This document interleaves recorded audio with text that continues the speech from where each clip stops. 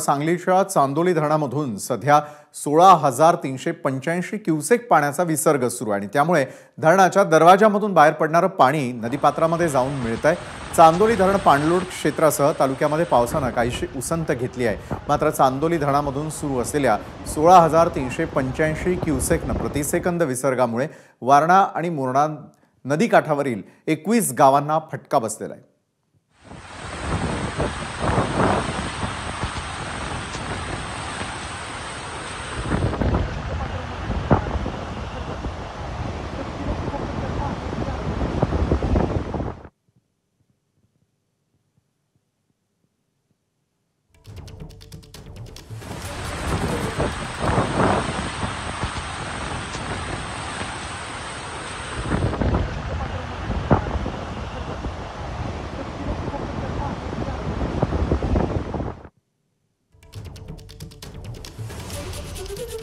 चांदोलीमध्ये सध्याच्या घडीला पावसाने उसंत घेतलेली असते तरी देखील चांदोली धरणामधून वारणेमध्ये विसर्ग कायम करण्यात आलेला आहे।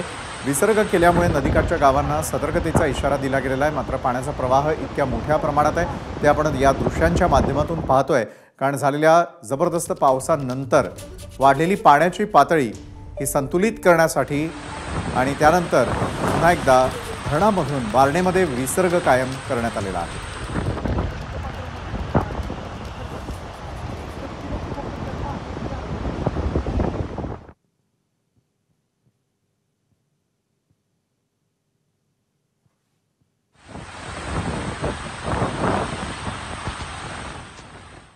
विसर्ग किती मोठ्या प्रमाणामध्ये करण्यात येतोय हे सांगण्यासाठी दृश्य पुरेसे आहेत। चांदोलीमध्ये पावसाने उसंत घेतलेली असती तरी देखील धरणामधून वारणेत विसर्ग कायम आहे।